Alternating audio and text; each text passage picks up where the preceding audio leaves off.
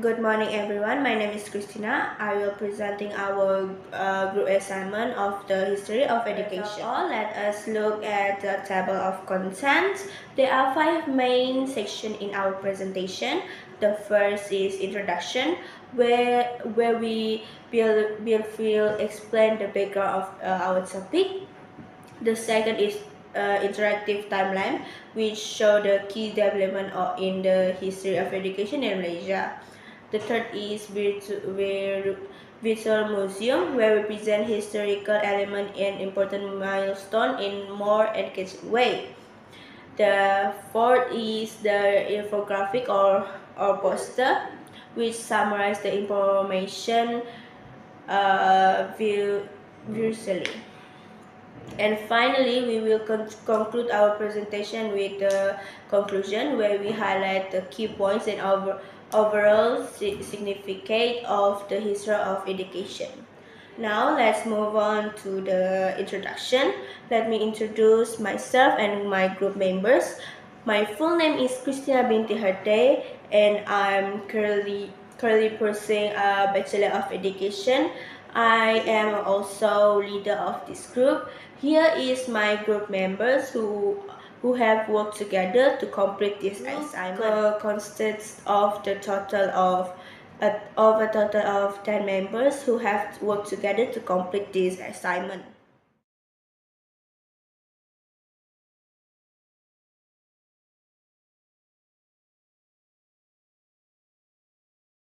This slide show the interactive talent of the history of education in Malaysia. It highlights the major development from the pre-colonial period until the modern education system. We can see how the education system evolved step by step from the religious basic informal education to a struggle national education system guided by policy and acts. Now I will explain each part briefly or according to the timeline. Before the 1800s, education in Malay Peninsula mainly took place toward the Pondok education system during the pre-colonial era. This system was informal and religious based, with teaching conducted in surau, masjid, or Pondok institute by religious teachers. Students learn the Al-Quran as well as moral and ethical values. Although the system was not structured like modern school, it played an important role in shaping moral character, discipline, and spiritual development. It's also uh, make a good relationship between teachers and students and become the foundation of Islamic education in Malaysia. Representing Opatar vernacular schools during the British rule in the 1870s. During that time, the education system in Malaya was divided based on race, where there were Malay, Chinese, Tamil, and English schools, and each school used its own mother tongue as the medium of instruction.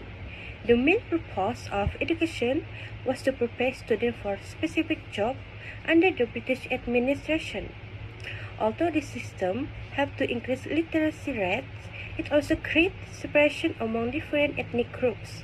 However, it later became the foundation of Malaysia's formal education system. Sultan Idris Training College, or SITC, was established in 1922 by the British government to train Malay teachers. At that time, the quality of education in Malay schools needed improvement, especially in rural areas. The main purpose of SITC was to produce trained and qualified teachers to teach in Malay schools. SITC played a very important role in the development of education in Malaya. So, it not only trained teachers but also produced many educated Malay leaders. The college helped to raise awareness about nationalism and encourage Malays to value education as a way to improve their future. Because of its contribution, SITC became one of the most important teachers training institutions I at will that present time. about the Malayan Union 1946 until 1948. In 1946, the British introduced the Malayan Union in Malaya. Many local people, especially Malay, did not agree with this system because it reduced the power of the Malay rule and made citizenship rules more open. Because of this, nationalism feelings become stronger. In education, people started to discuss important issues like language, national identity, and equal access to education. Education was no longer just about getting a job. It became important for building unity and preparing the country for independence. This leads us to the next development in education, which is University of Malaya 1949. In 1949, the University of Malaya was established. It was the first university in Malaya. This gave local students the chance to continue higher education. Before this, only a small group of people had that opportunity. This university produced many future leaders and educated individuals who helped in the independence movement. It played an important role in developing knowledge and leadership in the country. Another important milestone in education was the Barnes Report. In 1951, the Barnes Report was introduced to improve the education system in Malaya. It suggested using Malay and English as the main language in schools. It also wanted to replace vernacular schools with national schools to create unity. However, the Chinese and Indian communities disagreed because they were worried about losing their language and culture. Even so, the Barnes Report became an important step in shaping Malaysia's education Next, I will system. present about the Razak Report of 1956. The Razak Report of 1956 is an important document in the history of education in Malaysia, forming the basis of the national education system. This report aimed to unite the various schools that exist during the colonial era by establishing a uniform education system. Among its main recommendations was the use of the Malay language as the national language and the main medium of instruction, in addition to maintaining the mother tongue in national type schools. The report also proposed a common curriculum for all schools to foster racial unity. Its importance was clear when it became the basis for the 1957 Education Ordinance and subsequently shaped the national education policy after independence. Hi everyone, today I will present about the Education Ordinance 1957. The Education Ordinance 1957 was introduced shortly after Malaysia gained independence.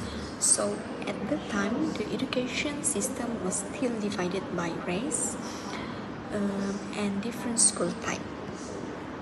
So the main goal of this ordinance was to create an unified national education systems. Under this law, Bahasa Melayu was made the national language and the main medium of instructions in school. So, a common curriculum and examinations system were also introduced to ensure all the students receive equal educations. This ordinance was very important because it helped promote unity among the different races in Malaysia. So that's all for the Education Ordinance 1957. Thank you. Present about the Education Act 1961. The Education Act 1691 was introduced to strengthen and improve the education system, create in 1957.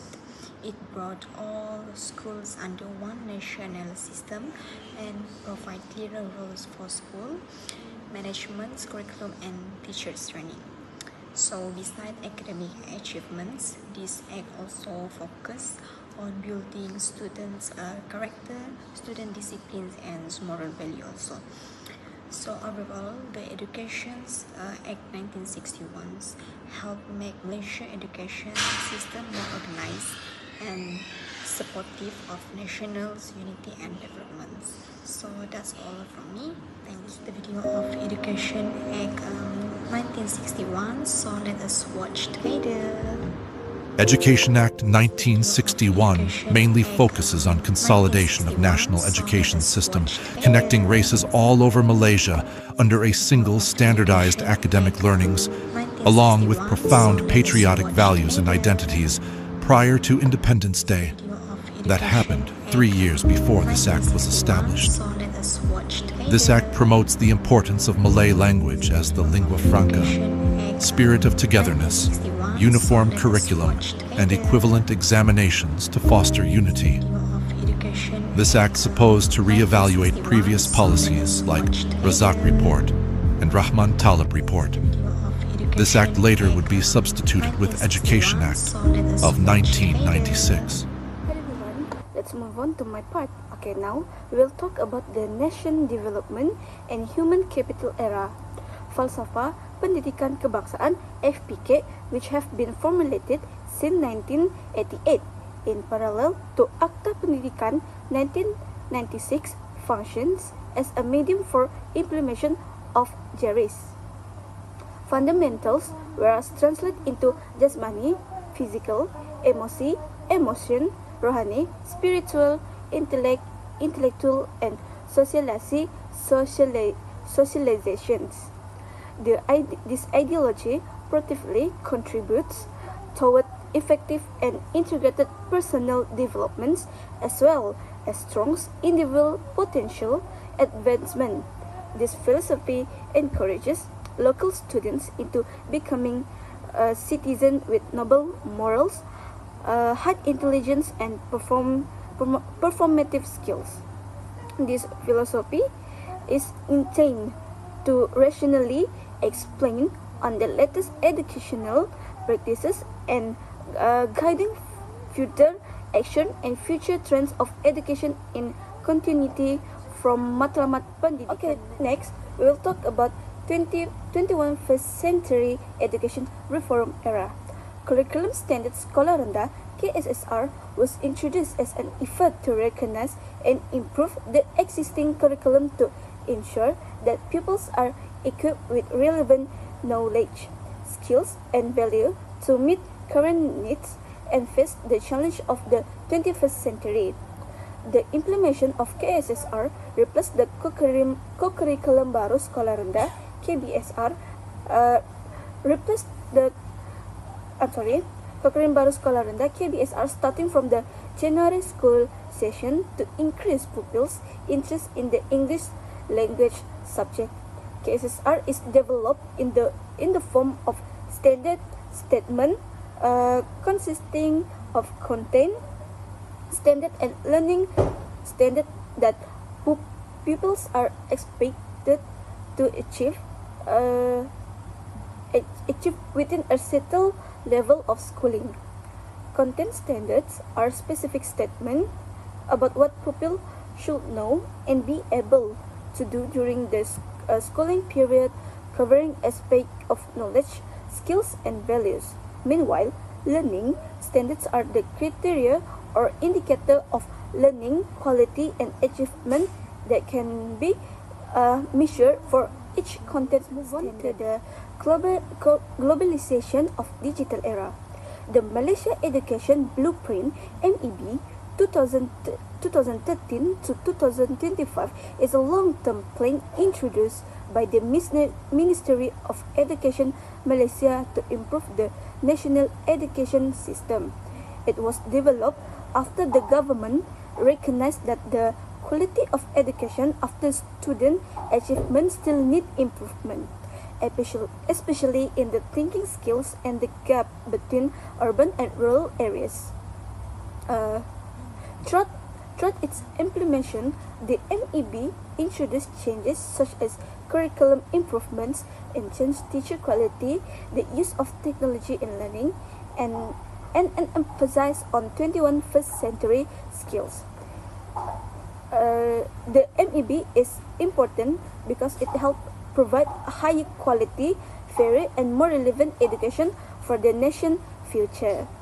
That's it from me. Thank you.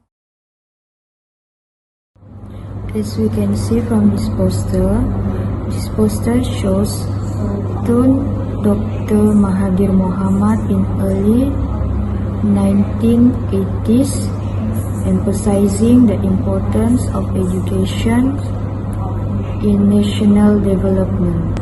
During this period, Malaysia aimed to become a fully developed nation under Vision 2020.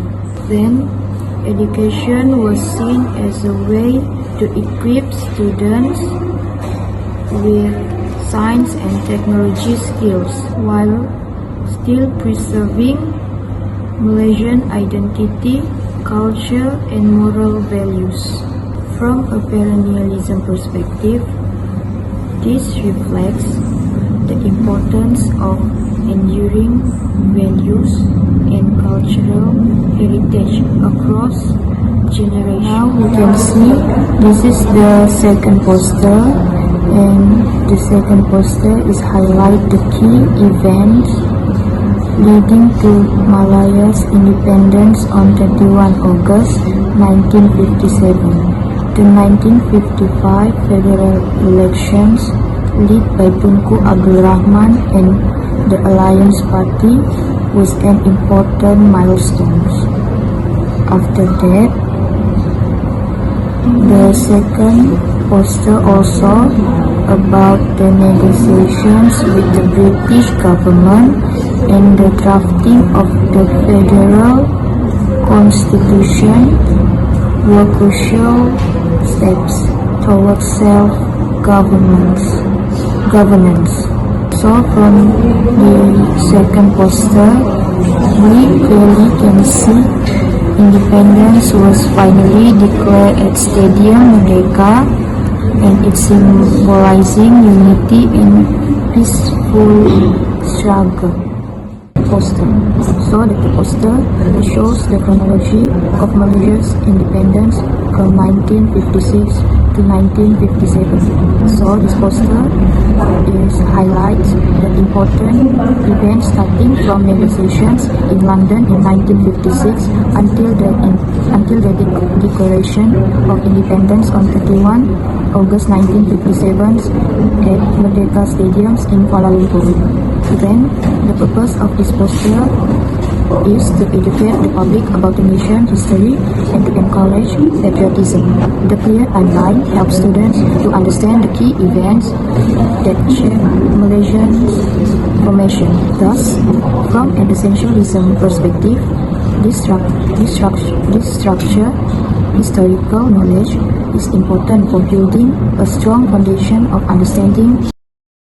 Okay, the context of the next poster will be a history of independence and British influence. So this poster explains the history of Malaysia's independence and concisely in an organized manner. It begins with an introduction of the state and Malaya before British colonialism and with the monarchy and trade relations. Basically, the poster then explains the arrival of the British monarchy and the intervention of foreign powers that changed the local administrative system. During the British colonial era, the spirit of nationalism began to grow through the struggle of political parties such as UMNO, and the poster also touches about 1955 elections and negotiations with the British, and which led to the independence agreement in 1956. finally, the independence was declared on 31st August of 1957 at Stadium Merdeka by Tunku Abdul Rahman, which basically is the official International Day of Malaysia. And it marks the end of British colonialism. Lastly, the existentialism is evident of how students interpret the meaning of independence personally, allowing them to develop their own values, sense of belonging, and responsibility in sustaining the nation's freedom. Poster also talks about the tradition of education pre-21st century with the 21st century education era. The poster shares about what's on Facebook by the page writer of Awesome Thinker on the 21st August 2025. The purpose of this poster is to show that the differences between education in the past and education today.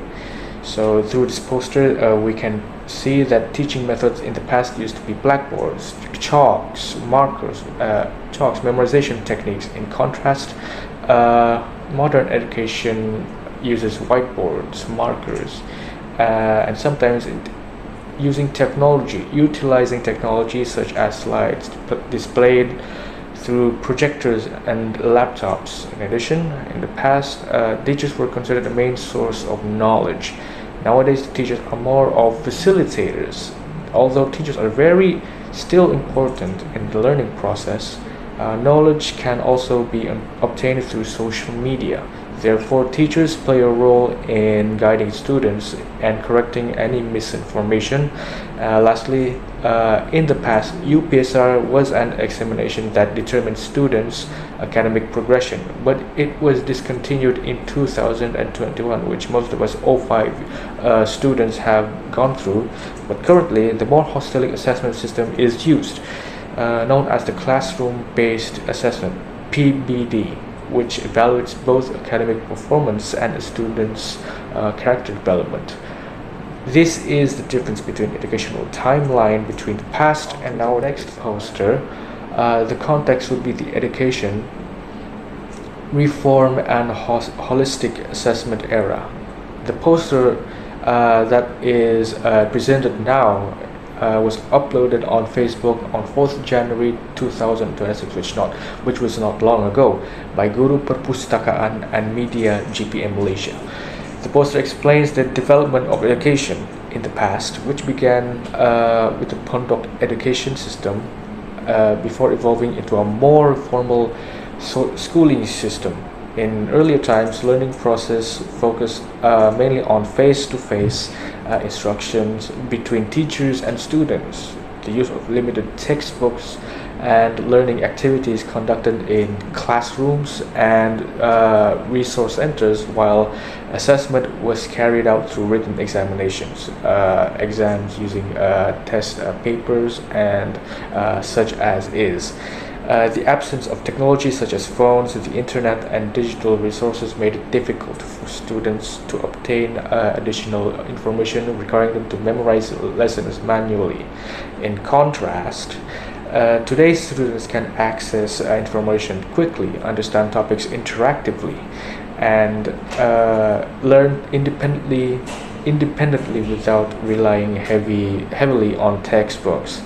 The preservation of religious teachings and moral values in the Pondok system is also related to philosophy in perennialism, which emphasizes timeless knowledge, universal truths, and character formation as the fundamental purpose of education across generation. Hi, I will present about education then versus education now. We have two education then, for example, oral teaching traditional and conventional method. Class session conduct mostly through verbal communication and openly active conversation between teachers and students, sharing thoughts and self-perspective. Textbook and literature resources were limited to that of registered catalog at the school, as libraries need to expand their printworks distribution that will take time and effort for printable machines. Second, religious and spiritual roots. Local residents took great prominence onto religion and spiritual matters, which defending one cultural practice and spiritual roots from diminished spiritual lesson helps them in finding faith and strength, moral in preserving good deeds and well behavior. For modern ICT and digital integrated learning, online or hybrid class activities, homework or live tutoring sessions accessible with the aid of internet connection, allowing students to keep updated within e-class or online studies platform in studies in real time, and more interesting study experience such as Kahoot and quizzes for boundless academic perspective. Second, flexible and wide option of teaching method. Various teaching approach. Teachers and tutors are open for private tuition or intensive class outside the school hour. Students may set out an independent learning as well with the help of qualified tutors like MC Plus and Pandai apps that serve great academic material and service for conventional personal learning management. For introduction, the evolution of education in Malaysia demonstrates a significant transformation from traditional approach to more modern technology-driven system. In the past, education focused mainly on face-to-face between teachers and students with limited learning materials such as textbook and library resources. Learning was confined to the classroom and strong emphasis was placed on religious, cultural, and moral values as foundation for shaping student character. However, with the advancement of globalization and technology, Malaysia education system has adapted to meet current needs and future challenges. Development several communities remain within the Malaysian education system. First, there is still a strong emphasis on moral and character development. Education continues to nurture values such as discipline, responsibility, and respect, ensuring that students grow into ethical individuals. Second, the role of teacher as a guide, facilitator remains essential. Teachers are not only responsible for delivering knowledge but also mentoring students and supporting their personal growth. Third, structured learning materials such as textbook and reference resources are fundamental to the learning process, even though they are now often available in digital format.